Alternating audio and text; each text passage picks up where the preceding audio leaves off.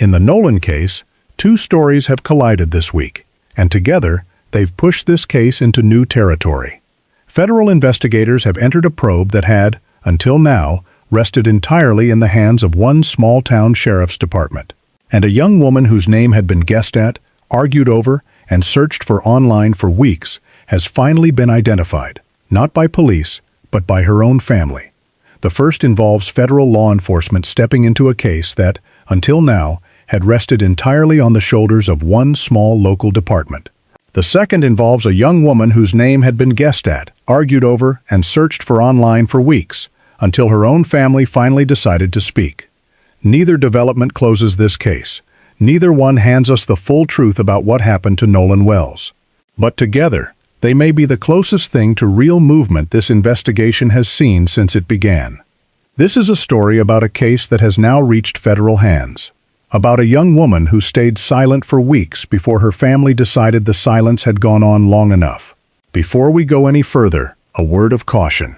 This case involves the loss of a young man, a family still desperately searching for answers, and details some viewers may find difficult to sit with. If you're staying with us, take a second right now and hit subscribe, so you don't miss where this goes next. And while you're here, tell us in the comments where in the world you're watching from. It matters to us to know how far this story has reached, and we read every single one. Now, here's where things actually stand tonight. For nearly a week, this entire investigation moved at the pace of one office, a single sheriff, a small department, carrying a case that had already sparked outrage far beyond the borders of Jackson County, Mississippi, all on their own. Every word from that office got picked apart online.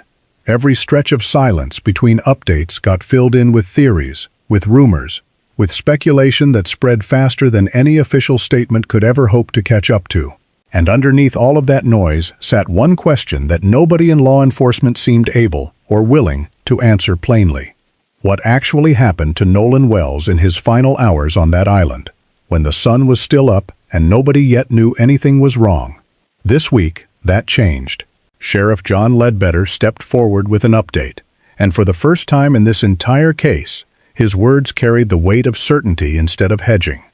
He said plainly that his department has been conducting formal witness interviews, each person questioned separately, their accounts weighed against one another.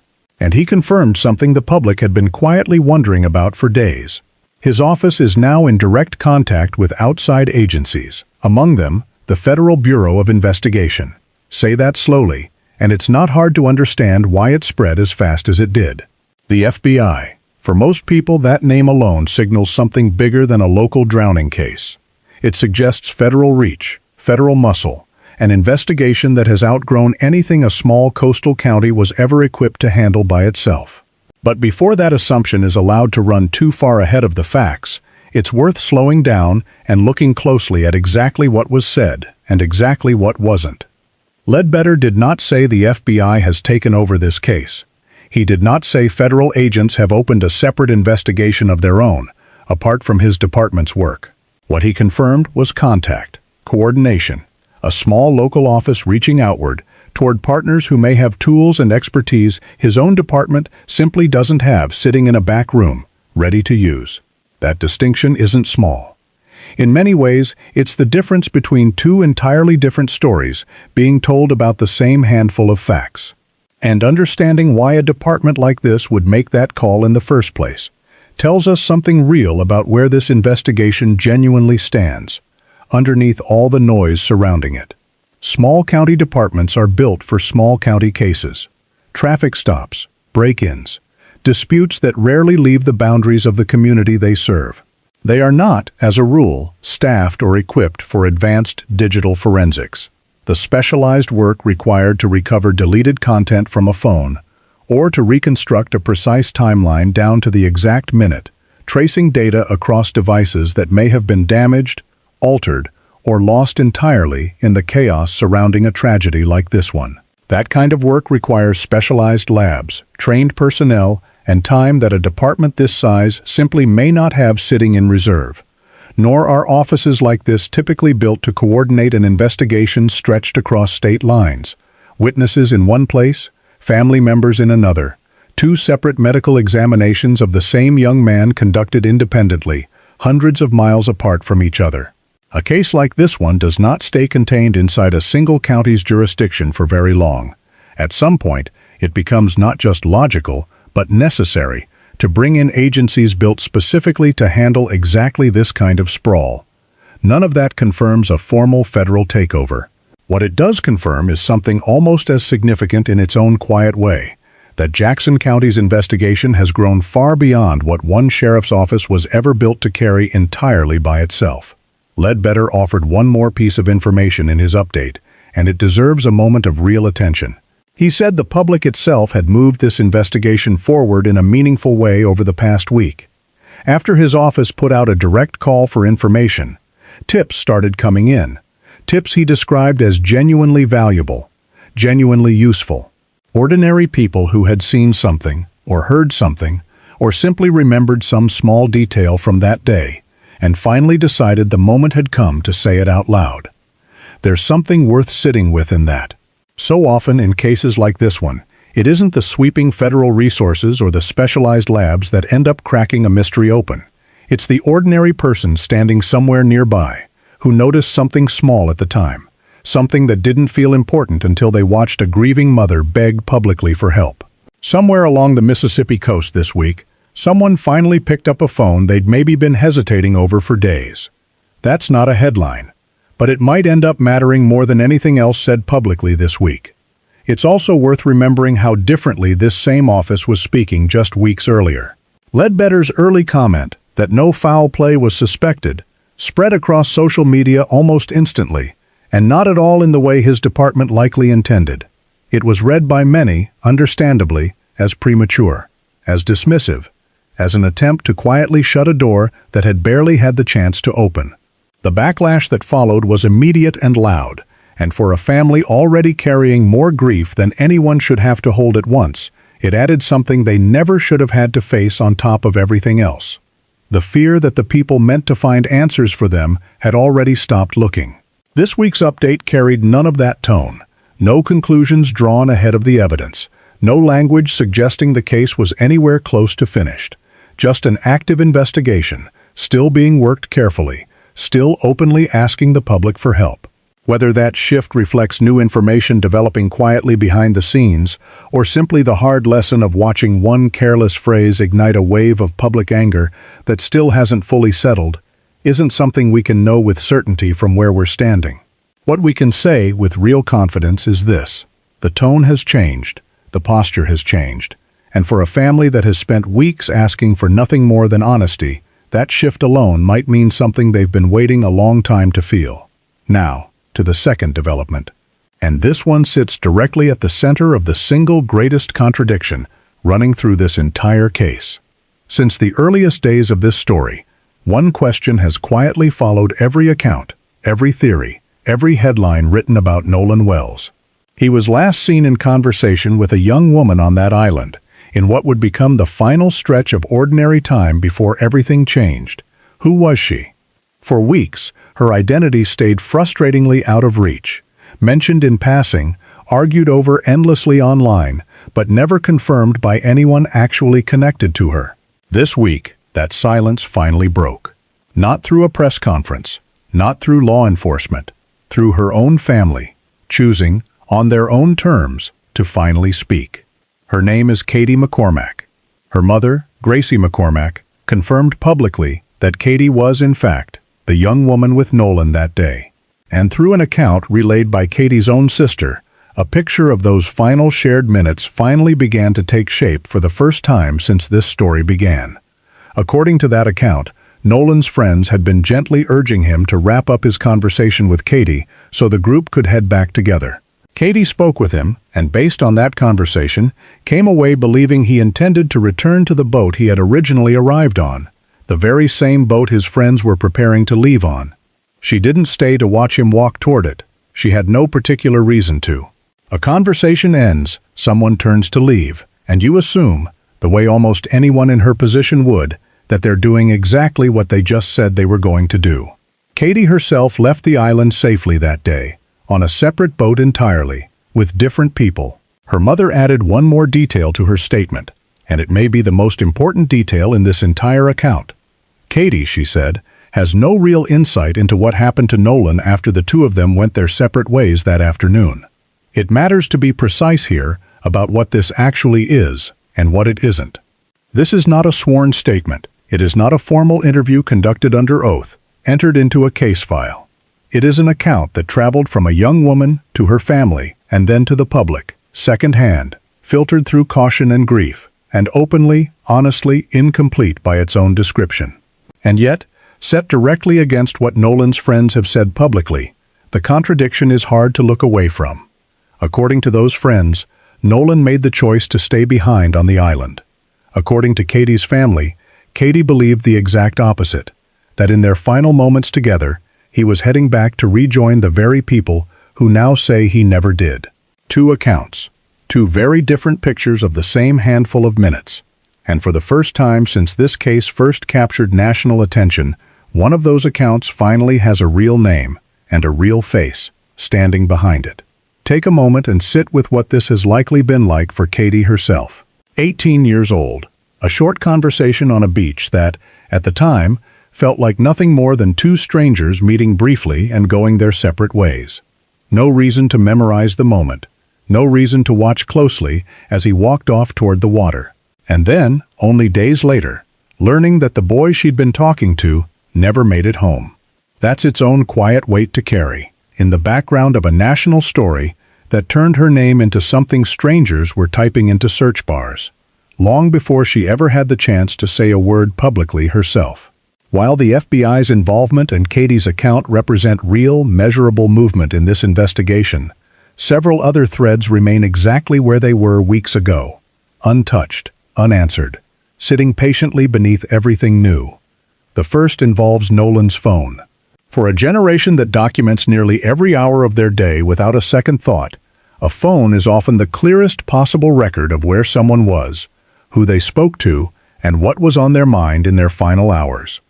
That's exactly why the condition of Nolan's phone, once it was finally returned to his family, raised so many painful questions. When investigators and family members were finally able to examine the device, they found no saved content from the platform he used most that day, automatically wiped after a short window closed, a window that had already passed before anyone thought to preserve what was there. This detail matters, not because it proves any particular theory on its own, but because of everything it quietly removes from the investigation. In a case built almost entirely on competing verbal accounts, a phone's digital trail is so often the one piece of evidence that doesn't depend on memory, or grief, or the passage of time distorting what people remember. Without it, investigators are left instead with something far less certain: the recollections of a group of young people, describing a chaotic day weeks after the fact, under enormous public pressure, and in some cases, under careful legal guidance about exactly what they should or shouldn't say out loud. The second unresolved thread concerns something just as fundamental to any investigation: timing. Specifically, how and when authorities were first alerted that Nolan was missing. Here is what we know with real confidence. There was confusion. There was delay. Multiple accounts describe a disjointed, frustrating process, one complicated by genuine uncertainty over which agency actually held jurisdiction over the island where Nolan was last seen alive. A missing person report doesn't always move in a straight line, especially in a remote coastal area where several different agencies could plausibly bear some responsibility for a search. What should have been an immediate, coordinated response instead got tangled in exactly the kind of procedural confusion that can quietly cost time nobody involved ever gets back. Exactly how long that gap lasted, and precisely where the breakdown happened, remains genuinely disputed, depending on which account and which timeline you're reading. We won't attach a specific number to it here, because the reporting itself hasn't settled on one, and we'd rather be honest about the uncertainty than hand you a figure that might not hold up. What isn't in dispute is this: the process of alerting the right people and getting a search underway did not happen as quickly or as smoothly as any family in that unimaginable situation deserves. Try, for just a moment, to sit inside that gap. A mother somewhere along that coast, beginning to worry as the hours stretch further than they should. Making calls, trying to figure out who, exactly, she's even supposed to be calling.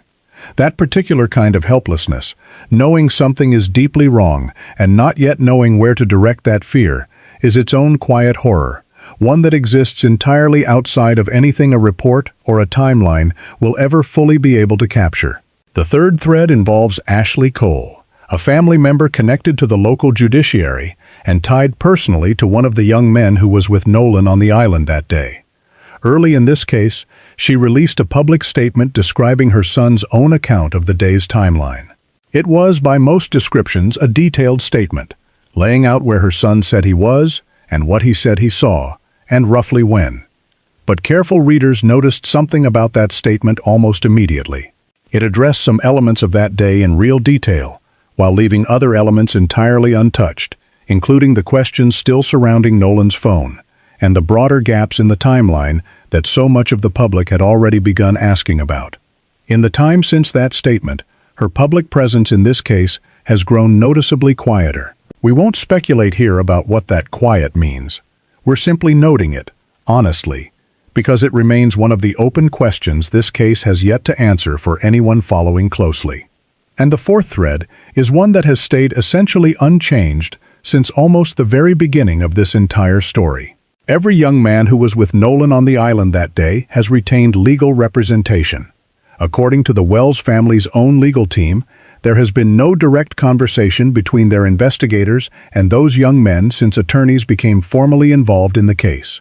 Whatever those friends actually know about Nolan's final hours, what they saw, what was said, what happened in the stretch of time between when Katie last spoke with him and when his friends say they last saw him, none of it has reached the family directly. Not yet. 4 threads. Phone data that no longer exists. A timeline with a disputed gap sitting quietly at its center. A public statement that answered some questions, while carefully leaving others untouched. A group of witnesses who, through their attorneys, have remained at a distance from the very family desperately seeking clarity. None of these threads were resolved by this week's developments. All of them are still sitting exactly where they were, waiting patiently for answers that, so far, simply haven't arrived. There's one more piece of this story worth pausing on before we move forward, because it explains something many of you have probably already noticed on your own, without anyone needing to point it out. This case did not stay local. It did not remain confined to one county, or even one state. It became a story, followed and debated nationally, far beyond the quiet stretch of Mississippi coastline where it began. Part of the reason for that reach is the legal team now representing Nolan's family. Civil rights attorney Ben Crump has taken on this case, and his involvement alone tends to draw a level of national attention that few purely local investigations ever receive. Alongside him, a number of public figures have stepped forward publicly to voice their support for the Wells family, adding further visibility to a story that, without that attention, might have remained a smaller, regional headline that faded away within a week. We won't spend time here offering opinions or commentary on any of that. Our focus remains, and will continue to remain, on the verified facts of the investigation itself. But understanding why so many eyes across the country are watching this particular case helps explain the sheer weight behind every new development, including the 2 significant ones we've covered together today. If you want to be here the very moment the next update in this case breaks, this is a good time to hit that subscribe button. This case is still moving, the questions are still very much open, and we'll be back the instant there's something new and genuinely confirmed to share. Christine Wansley has spent the last several weeks living inside 2 entirely different worlds, moving between them without ever really having a choice in the matter. In one world, she is a mother, fighting, tirelessly, for transparency, sitting through interview after interview, learning a vocabulary she never in her life expected to need. Words like toxicology, jurisdiction, chain of custody. She has had to become fluent in the language of an active investigation almost overnight, simply because no one else was going to demand answers on her son's behalf quite the way she could. In the other world, she is simply a mother, not a public figure, not a name attached to a story, followed by strangers across the entire country. Just a woman holding on to the last ordinary evening she ever had with her son, replaying it quietly in her mind, the way anyone in her position would, searching it gently for a meaning it never carried at the time, because at the time, it was simply dinner. She has spoken about that evening more than once now, and it's worth sitting with here, slowly, because it says something that no piece of evidence, no timeline, no forensic report ever fully could. It was the 3rd of July, the night before everything changed forever. She had made a simple family dinner that night. Nothing special, nothing planned around any particular occasion beyond the ordinary rhythm of a family gathering together before a holiday weekend. Nolan was getting ready to head out, to spend the night with friends ahead of the 4th. There was absolutely nothing about that moment that felt significant while it was happening. It was simply one more ordinary evening, in a life everyone around him fully expected would hold thousands more just like it. Before he left, he turned to her, the way he always did, without any ceremony at all. Not with anything elaborate, not with anything that felt, in that instant, like it needed to be carefully remembered. Just, simply, that he loved her, before heading out the door into a weekend that was supposed to hold nothing more than sunshine, close friends, and a short boat ride to a quiet island off the Mississippi coast. She didn't know, of course, that it was the last time. No parent ever does, in the moment. That's precisely what makes an ordinary goodbye so quietly heavy when you're forced to look back on it later, turning it over and over, searching for a sign that was never actually there to find. Not because anything about that goodbye was unusual, but because it wasn't. Because it looked exactly like every other goodbye that had come before it, on every other ordinary night, in every other ordinary week of an 18-year-old's life that was still supposed to have so much more ahead of it. In the weeks since, Christine has had to hold 2 entirely different kinds of memory in her mind, at the exact same time, every single day. There are the technical ones, the kind that arrive uninvited alongside any active investigation. Phone records, boat routes, the precise minute a call was placed, the precise minute a department was notified. These are details she's had to learn to speak about clearly, publicly, under real pressure, because the truth about what happened to her son may very well depend on someone, somewhere, piecing all of them together correctly. And then there is this one memory, sitting quietly apart from all the others, entirely untouched by any of it. Her son, standing in a doorway, telling her simply that he loved her, before walking out into what would eventually become the final chapter of his life. That memory doesn't fit into any timeline. It doesn't resolve a single contradiction. It isn't evidence of anything in the way the rest of this case is so relentlessly measured in evidence.